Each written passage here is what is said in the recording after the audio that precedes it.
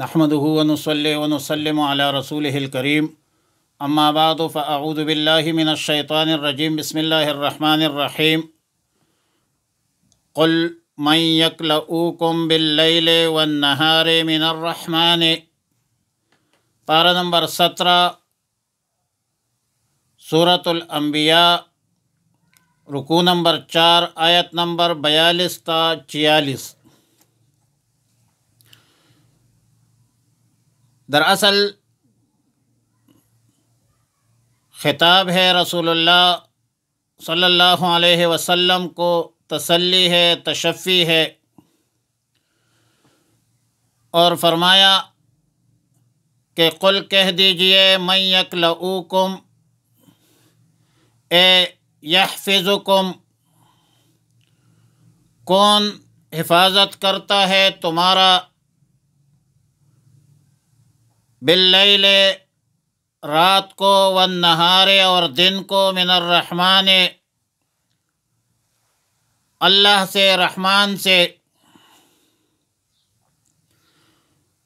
بل ہم عن ذکر ربہم معرضون، بلکہ وہ اپنے رب کے ذکر سے منہ موڑے ہوئے ہے۔ ام لہم آلہۃ،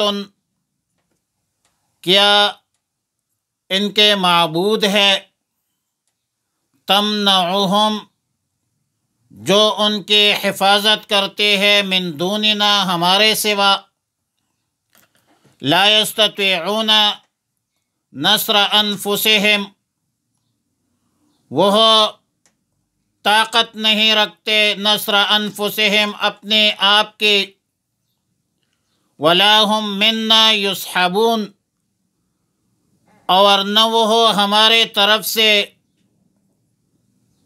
رفاقت ہے، یا ان کو رفاقت مقدر ہے، نصیب ہے۔ بل متعنا، بلکہ ہم نے سامان حیات دی ہے، دنیا کی نعمتیں دی ہے، ہؤلاء، ان کو، وآباءہم، اور ان کے آباء و اجداد کو، حتی طال علیہم العمر، یہاں تک کہ طویل ہو گیا ان پر زمانہ، افلا یرون، پس کیا وہ نہیں دیکھتے، انا نأتی الارض، کہ ہم آ رہے ہیں، زیر قبضہ کر رہے ہیں زمین کو، ننقصها، گھٹاتے ہیں، من اطرافها، ان کے اطراف سے، افہم الغالبون، پس کیا وہ غالب رہیں گے، قل انما انذرکم،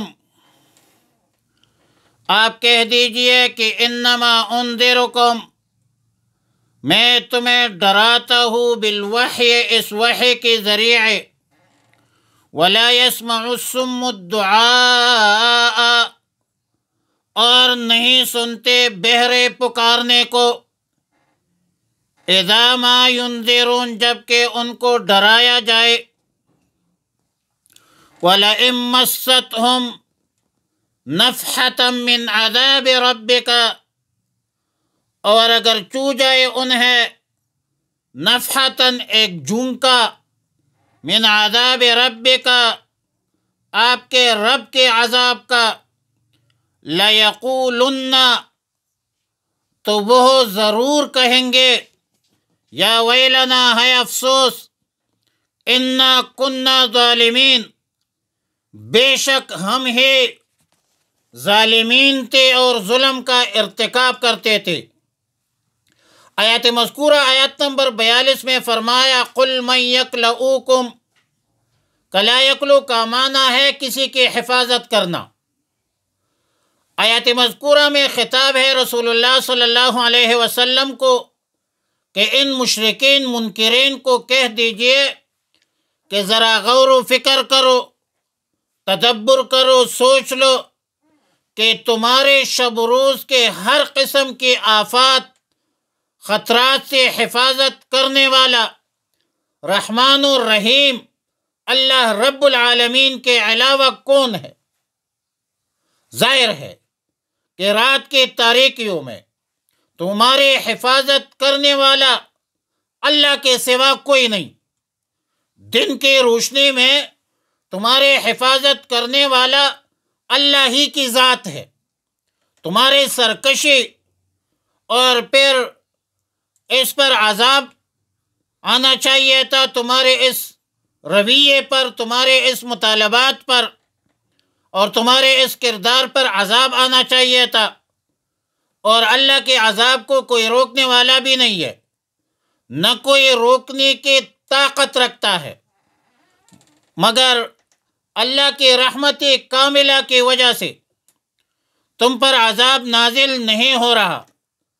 اور بدبختو، تمہارے حد درمی کا حال یہ ہے کہ اب تم قرآن کریم سے بے اعتنائی برت رہے ہو، قرآن کریم پر غور و فکر نہیں کرتے، قرآنی آیاتی بینات پر سوچتے نہیں ہو، اور یہ معبودان باطل جن کے بارے میں تمہارے زعم یہ ہے کہ یہ تمہارے حفاظت کریں گے، ان اصنام اور بتوں کا حال تو یہ ہے کہ وہ اپنا تحفظ خود بھی نہیں کر سکتے۔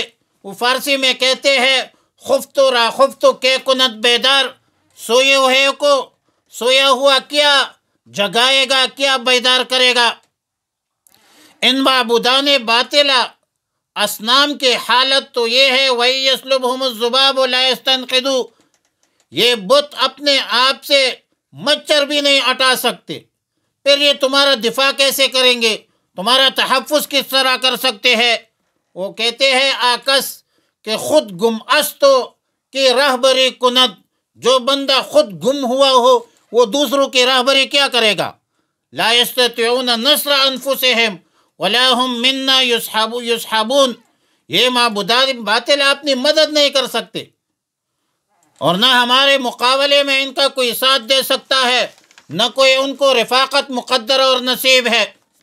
آیت نمبر 44 میں فرمایا بل متعنا ہؤلاء وآباؤہم، ہم نے انہیں اور ان کے آباء و اجداد کو لمبی لمبی عمریں دی ہے، طرح کی نعمتوں سے نوازا ہے، اور یہ لوگ خود بذات خود فریبی میں مبتلا ہے۔ یہ خود فریبی بھی خود ایک مسئلہ ہے۔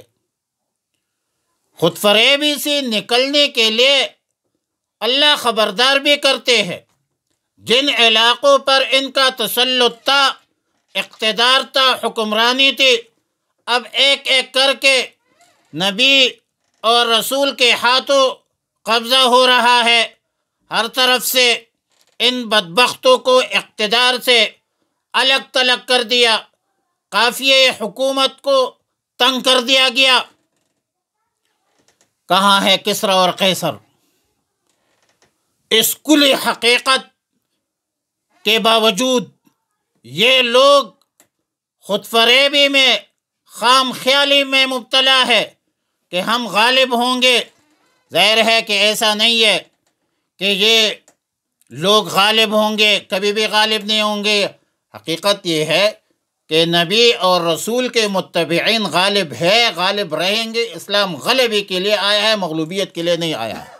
والذی ارسل رسولہ بالہدی ودین الحق لیظہرہ اے لیغلبہ علی الدین کلہ۔ انبیاء علیہم السلام کا غلبہ، انبیاء علیہم السلام کی ورثاء، اہل علم، دینداروں کا غلبہ، روب اور دبدبہ، یہ تا قیامت قائم رہے گا، بشرطے کہ ان کنتم مؤمنین، اگر تم مسلمان، تمہارے اندر ایمان ہے۔ مجھ کو بے دل کر دے ایسا کون ہے؟ یاد مجھ کو انتم الاعلون ہے، ولا تہنوا ولا تحزنوا وانتم الاعلون ان کنتم مؤمنین۔ اور پھر فرمایا فلا يرون انا نأتی الارض ننقصها من اطرافها۔ حضرت الاستاد مولانا ڈاکٹر سید شیر علی شاہ نور اللہ مرقدہ فرماتے تھے کہ ننقصها میں ہا ضمیر عرض کو راجع اور واقعی راجع ہے۔ ننقصها اے ننقص الارض بجہاد المؤمنین وفتح المجاہدین، ہم زمین کو جہاد کے برکت سے آزاد کرتے ہیں، ان کفار فجار منکرین سے آزاد کرتے ہیں، فتح کرتے ہیں۔ اور بعض اہل علم کا قول ہے بئی مقام کہ ننقصها اے ننقص الارض، ہم زمین کو گھٹاتے ہیں بموت العلماء، علماء کی موت سے۔